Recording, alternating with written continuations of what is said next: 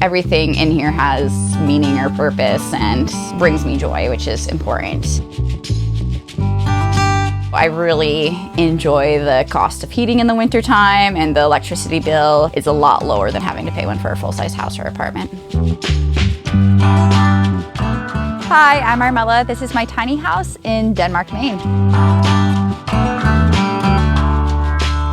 I've been living in my tiny home for 6 years.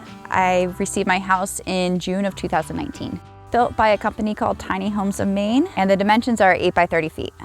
I own the land my tiny house is on. It's about 2.7 acres. We are fully legal here. It's just a smaller size home, but it follows all the other house codes that are required for this town. So on the outside of the house, I have a little seating area. This will eventually be a front deck. And then I also have a dog run fenced in so I can let my animals out without having to worry about them running away. They love it, especially when it's nice out. I can just open the front door and let them go in and out as they please. Let's go check out the inside.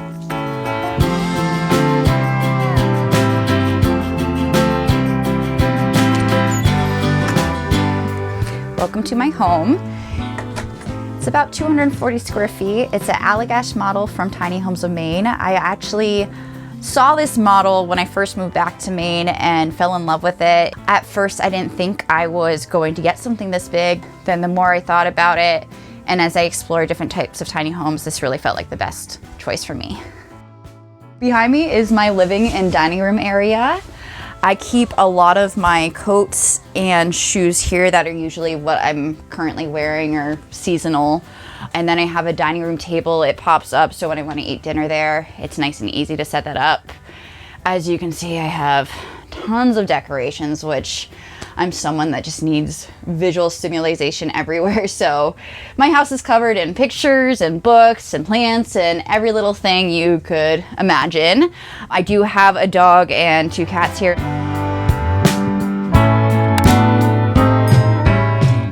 One of my favorite features of this house is how open it is in the middle area. We have the lofts on either side, but this area is, I think it's 13.5 feet tall, which really makes the space feel bigger, combined with the windows here that are pretty large. During Christmas time, I have a full-size Christmas tree on my dining room table, and it's very decorated too. I love this big wall here that I've covered in frames and memories, and it has a really nice feel to it.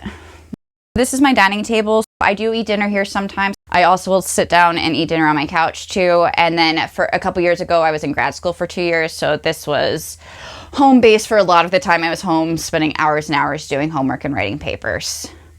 Back here is my living room space. This is actually a storage couch. So when I lift it up, I have a lot of sweatshirts and other clothing items stored underneath. I have a closet and storage under here for clothing as well. And this is just such a cozy little corner of my house. And it's just so nice to sit here and either read or watch a TV show at nighttime with the lights off and then the twinkly lights on. It's just, I love how cozy it is. There's a lot of, as you can see, lots of ghosts and Halloween features. And it's decorated for Halloween, but this is usually how it looks most of the year too. And then I'll incorporate other seasonal stuff. Oh. Here's my dog Stormy, who loves taking over the couch. Stormy and I spend a lot of time sitting on this couch when I'm home. I work a lot of jobs, so it's not very often that I have a good amount of time to sit in here. So I definitely take advantage of it. So I spend a lot of time sitting on this couch with my dog, reading books and catching up on TV shows. Over the 6 years that I've lived in this house, this living room has changed a lot. I started with this couch setup. I had a closet that was half this size, but for a couple years had it switched where the couch was on the back wall, which created a different type of open space. I then decided to get a bigger closet because I'd say my least favorite thing about my tiny house is the amount of clothing storage I have. Even with this double the size of what I started with, it is overfilling with clothes.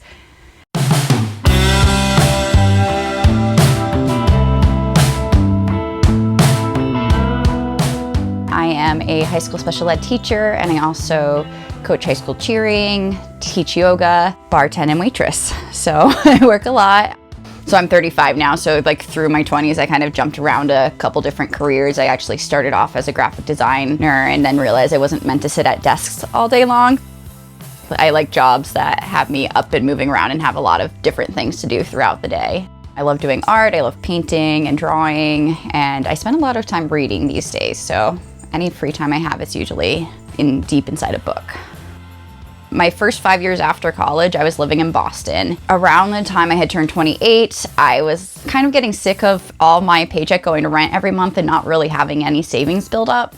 Started thinking about moving back to Maine, close to where my parents lived, and actually trying to invest in something. Randomly came upon Tiny House Big Living episodes, and I was like, oh, this is actually really cool, and maybe that's what I want to do instead. This seems like a lot more affordable way of living. That inspired me, and I said, okay, when my lease runs up, I'm going to move back to Maine, and I'm going to move back in with my parents for a year and save up money, and then either build or buy a tiny home.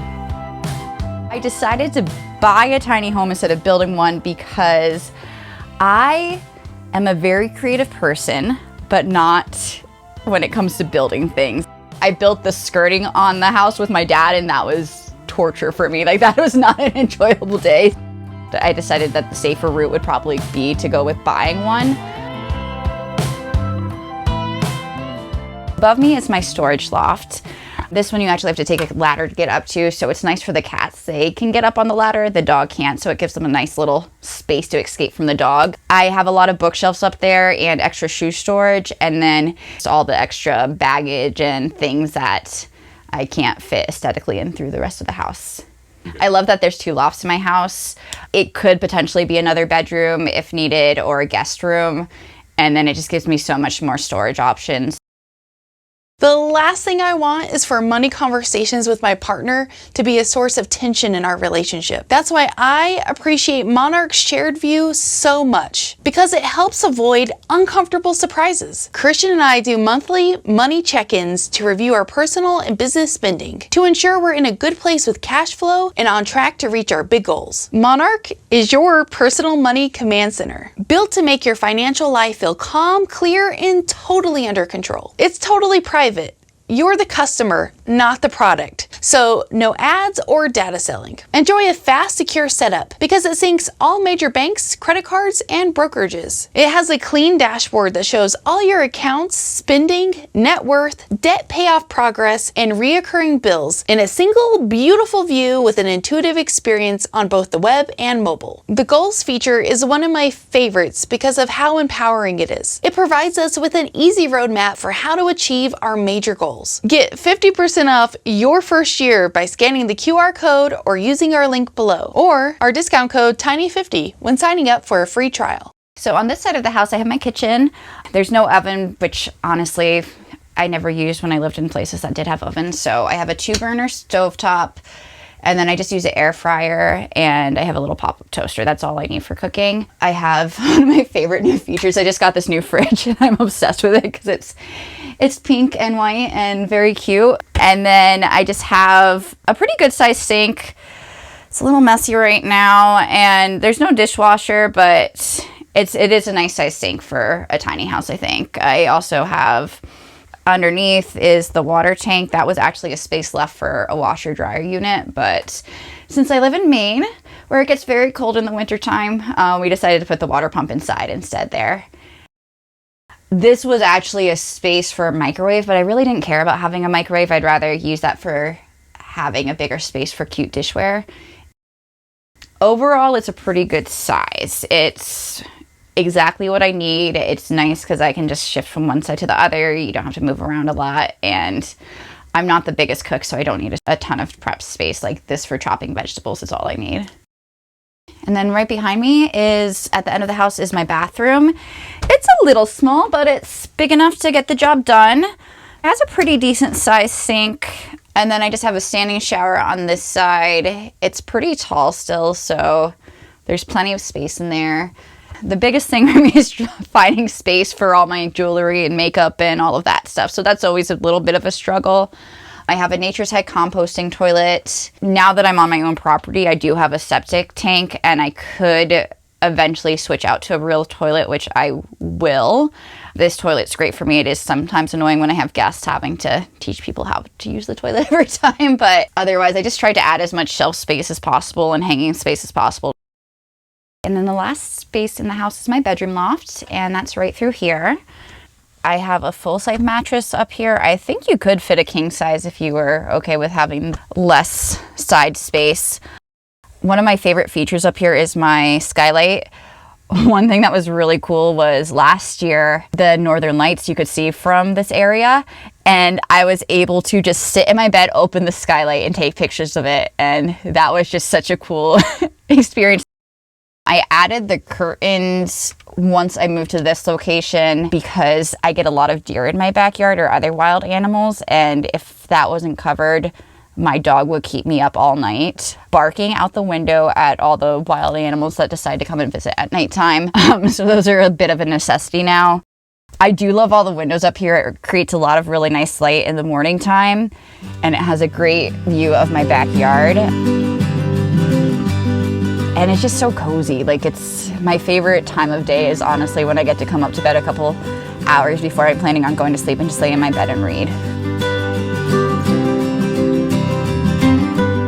Before I bought my own land, it was actually a little bit difficult. The first plan was to have my tiny home on my brother's property in Windham, Maine. My tiny house was delivered in June, and then I had it there from June to October. The day that I found out that I got pre-approved for this tiny home, my brother's house actually had a fire, and they had to rebuild a lot of that over the summer, so I was allowed to have it on his property for that summer while they were rebuilding the home. But then for him to get his final certificate of occupancy, the code enforcer said that I had to take the house off the property. So I then had it towed to my parents' property. They live in Baldwin, Maine. Had it in their driveway for close to 2 years. The code enforcer for that town said it could be a RV, like partial living, but it couldn't be a full-time living thing. I didn't have the water hooked up to it, but I was able to get the electric and just like kind of lived in there and then used their water in their house. And then my mom was looking on one of the websites and saw this piece of land on sale. When I bought my tiny home, they didn't really have any laws established in the state of Maine, so it was really up to however the town's code enforcer wanted to not even interpret the laws, but just decide what a tiny home was and whether or not they were going to let it happen. The town that I live in now, this was the first code enforcer we came upon that was like, okay, this can actually be your actual house and consider that your home, versus if I had kept my house on my parents' property, we would have had to sell me 2 acres of land because the smaller towns in Maine have some really weird codes as far as like acreage goes, but also they said I would have had to make it 600 square feet for it to be considered an actual home. And it's like, that kind of defeats the purpose.